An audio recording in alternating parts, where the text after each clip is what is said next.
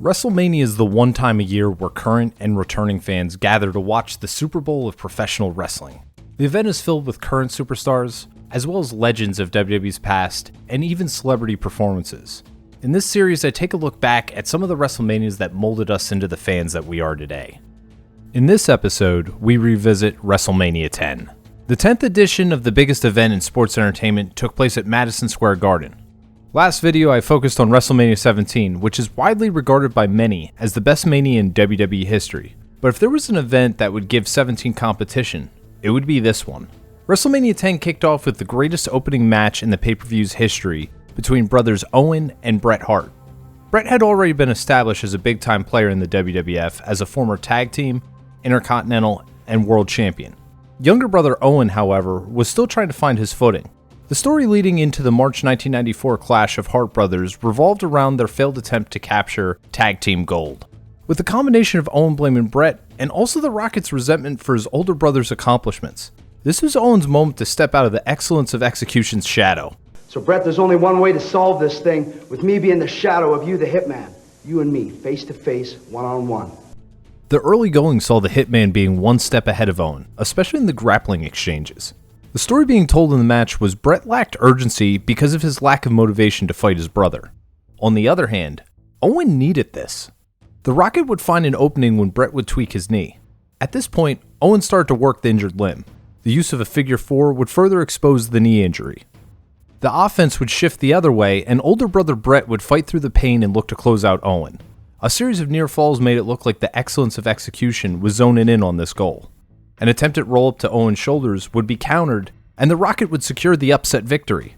The jubilation and poor sportsmanship post-match put the importance of Owen's win on full display. This contest served two purposes. One, it put over Owen with a clean win. Remember, a lot of the future King of Hearts introduction to this point was just being the little brother in a tag team. This was the ultimate jumping off point for a singles career.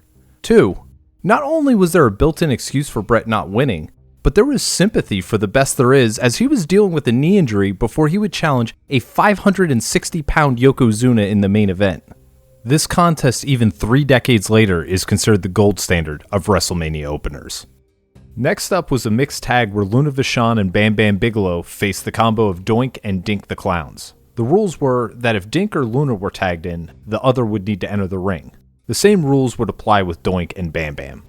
The Beast from the East was such an incredible talent, because not only was he the biggest competitor in the match, but he was also the most athletic. The Luna vs. Dink interaction had some funny moments, but to close out the bout, Bam Bam would knock Dink off the apron and hit a flying headbutt on Doink. After the match, Bigelow and Vachon tried to beat up Dink, but Bam Bam missed a splash on the undersized clown.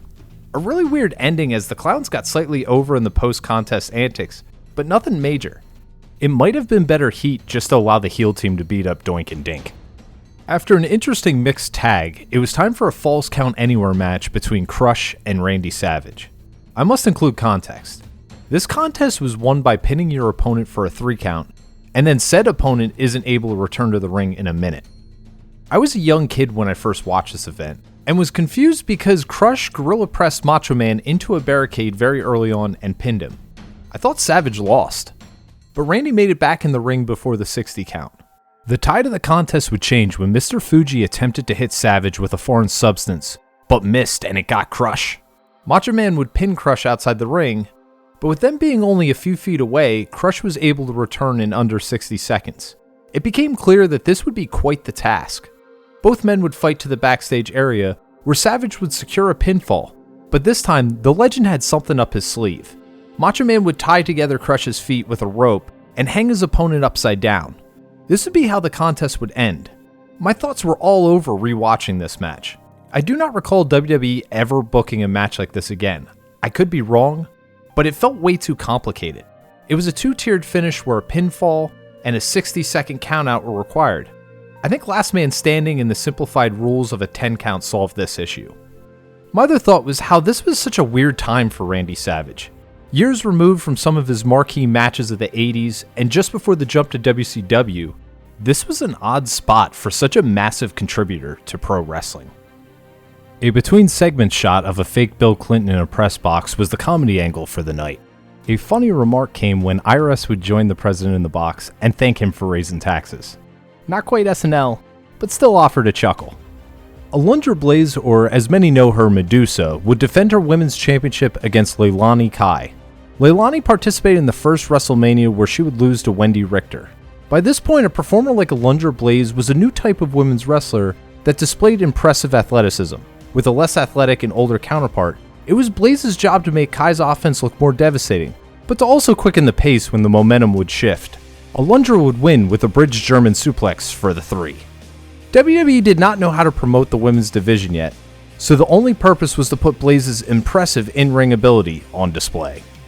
Next up was another championship match. The tag titles were on the line with the Quebecers defending against Men on a Mission. For those that don't know, was Mabel and Mo.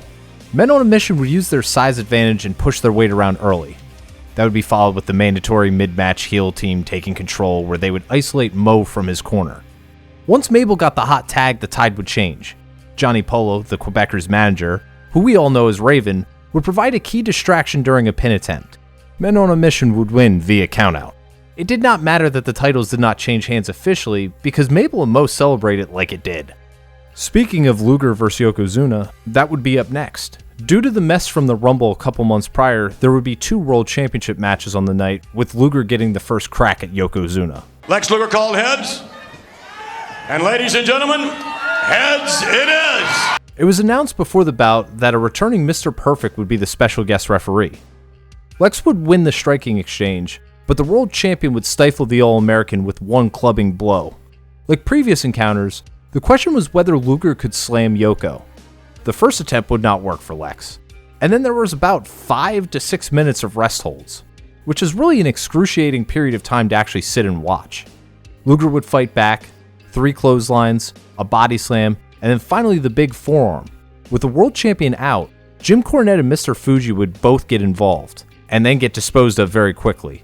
With both managers down in the ring, Mr. Perfect refused to count Luger's cover of Yokozuna, which eventually ended in Lex pushing the special guest referee, leading to a DQ. A bullshit chant would follow, as this was the second non-decisive finish between these two men in a world championship match in less than a year. You could tell Yoko added some weight in the past 12 months since WrestleMania 9, and it showed with his diminished agility during the contest. I wonder if the long rest hold was intentionally set up knowing that the near 600-pounder would have another match later in the night. We were treated to some weird confrontation between Harvey Whippleman and Howard Finkel. Earthquake at the end of this enters the ring and attacks Adam Bomb from behind. This bout was just under a minute and was clearly designed just to give a short break between the world title and ladder match. Speaking of the ladder match, the contest between Shawn Michaels and Razor Ramon, while not the first iteration, it would be the one that would set the standard for future ladder matches. From Shawn's high-risk maneuvers, including an elbow and splash off the ladder in under a minute, to Razor using the ladder as a weapon, to the false finishes. How many times in a modern-day ladder match do you see a competitor touching the belt, but out of nowhere their opponent storms in suddenly to stop them? Some of these instances were creative, one being Shawn jumping from off the top turnbuckle to the center of the ring, knocking Razor off the ladder. At the 3/4 mark, we would see a slugfest from both men at the top of the ladder, which would lead to both men falling off. The next big ladder spot would be the last, as the Heartbreak Kid would fall into the ropes and get tangled in the process. With Michaels helpless, he would watch Razor climb up and retrieve the Intercontinental Championship. This contest was so much fun to rewatch. A Stampede Wrestling creation, and to my knowledge was only done once before in the then WWF between Bret and Shawn, this felt like the second ever Hell in a Cell. What I mean is, an initial trial run was already done that could be learned from. What worked, what didn't work, and what extra flair could be added that was missing from the first rendition. This was the second WrestleMania Classic of the night. One key aspect of the granddaddy of them all was the celebrity appearances. Yes, most wrestling fans couldn't care less about these celebrities, but it makes the event feel like a bigger deal to the general public. At 10, the 2 celebrities introduced before the last contest were Burt Reynolds and Jenny Garth. Okay, on to the actual main event match. Bret Hart for the second year in a row would face Yokozuna in a World Championship bout at WrestleMania. The special guest referee for this one, because apparently all these contests needed one, was Rowdy Roddy Piper. It was clear the same hijinks that Mr. Perfect pulled off earlier in a similar role would not be the case this time with Piper. Jim Cornette pulled Hot Rod out of the ring and would get dropped for his trouble. A lot of offense for Yokozuna in the first half of the match. A big swing in momentum would come from a Bret Hart bulldog off the top rope. There were some close pinfalls once Yoko was grounded. Just as soon as Bret was closing in on the title, the reigning champ took back control. With Hart on the mat, Yokozuna went for a bonsai drop, but nobody was home. A quick pinfall would secure the 3 count.